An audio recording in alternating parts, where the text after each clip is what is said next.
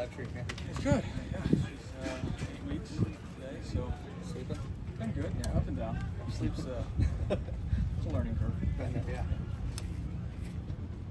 Baker, what is this portion of the offseason been like for you? And specifically, obviously getting the offense down, you're doing a lot of the line scrimmage, but also getting to know some of these new players. Yeah, I mean it's a lot of obviously continuing the chemistry that we've had with some of the skill guys from last year, carrying that over, and then just offensively, scheme-wise, getting everybody on the same page. It's really awesome that we have everybody here on offense, and just going through that. So everybody's hearing it, we're all talking about it, learning from good and bad plays, and that's what this time period's about. You can't win or lose ball games right now. You're only just trying to get better. And so, just trying to get to know the younger guys, but we've got a lot of guys that have promise, and so that's what you really want to see. You want to see them busting their tails, working, and trying to learn it, because you really want to stress the mental aspect of the game right now. Try and learn as much as you can, to where when it comes to live bullets and during training camp, it's second nature. So and that's why I like the way Liam's installed the offense as well. Puts a lot on you mentally in the front, and just it is a little mentally taxing, but it's good in the long run. What do you like about the scheme? It presents so many different issues for a defense when it comes to their rules. Obviously a lot of shifts, a lot of motions, things like that. It makes them think about their rules and have to react on the fly. So for us, like I said, it's a lot of learning that part. Just if we're not doing our job, it doesn't matter what the defense is thinking. So start there, but it presents different issues for them that they have to conquer. Speaking of young guys, a couple of new weapons on offense in the draft. Just talk about Jalen McMillan and Bucky Irving. What you've seen out of both of those guys individually. Jalen's got such a natural feel as a receiver. He's extremely smooth. One of those guys that doesn't look like he's really covering a lot of ground, because it looks effortless, but he really is.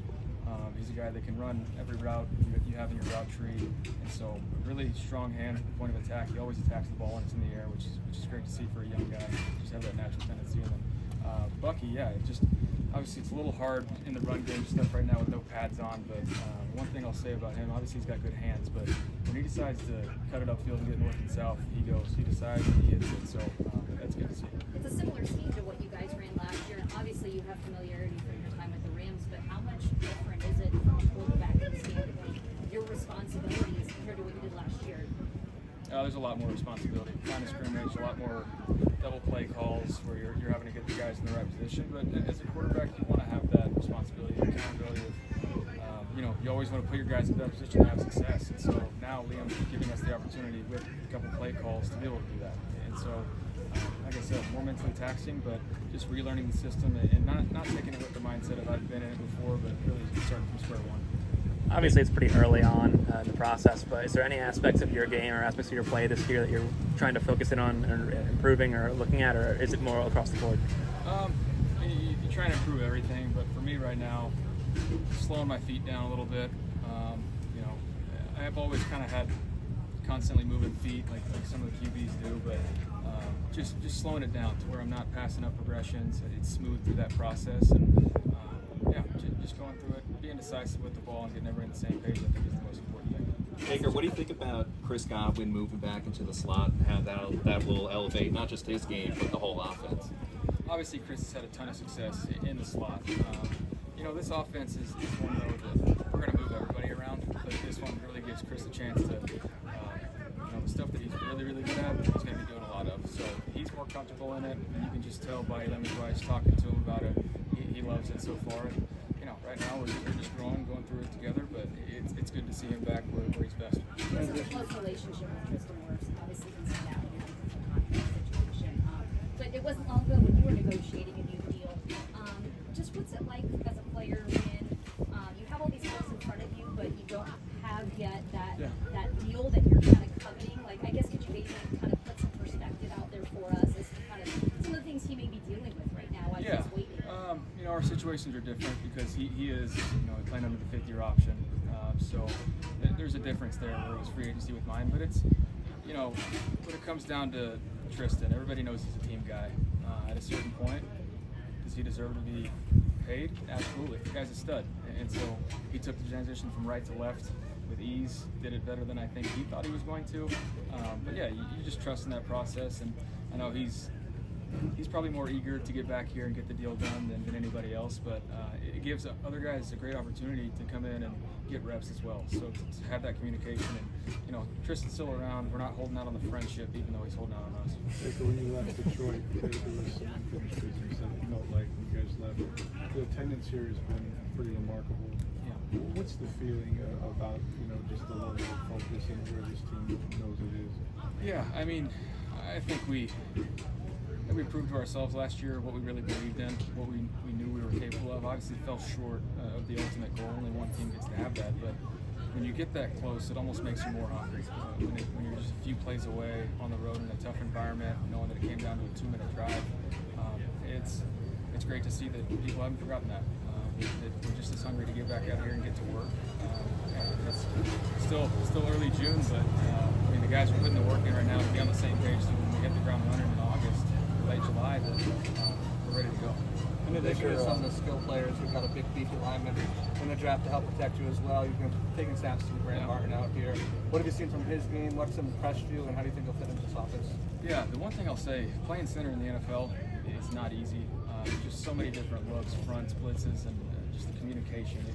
It's a whole different ball game. So I think he's handled it really well. Now the physical aspects of Graham, he's a stud.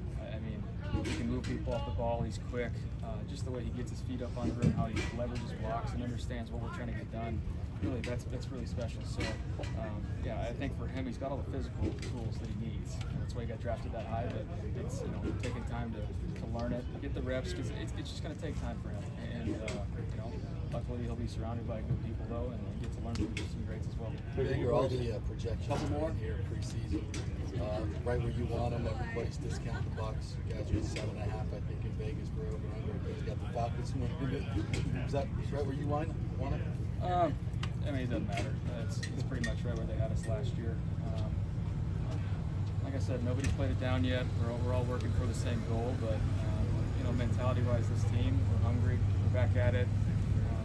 At this point, it's pretty much expected for people to, underestimate the Bucs, but we just put our heads down and work. This time last year, you were fighting for a job. Now you've got that long-term deal. You actually have a place in the tall players. How much different does it feel for you? Does it change your approach at all? Obviously, last year was a lot of trying to learn the system on the fly, get to know teammates as well, balancing that performance versus getting to know everybody and trying to be a leader. But now, going through a year, obviously you have some new faces here, but going through a year with these guys, trying to be more in command. I am vocal, but most of the time I'm only vocal when I need to be, kind of lead by example type guy. So really now it's taking the next step in the vocal aspect of getting everybody on the same page. You never want to feel comfortable. Yeah, is it great that I know I'm going to be here for the next couple of years? Of course. It means I get to settle in here, be myself even more so, and push these guys to the next level. Yeah, it's a good feeling. You talked about confidence. You obviously have an element of escapability and things on the game. But in terms of, would it be nice if you could sit in the pocket and just play from there some more? Is that kind of an emphasis? Yeah, exactly. I think when I say calm my feet, sometimes process information pretty quickly and my feet get out of whack a little bit. And so for me, it's obviously when it comes down to playing football, you can always run for a first down, whatever you got to do, but not drifting in the pocket, not putting extra stress on these guys up front, and just going through it in a balanced setting and just trying to handle it the best way possible. Okay, thank you. Thanks, guys. Thanks, Thank you.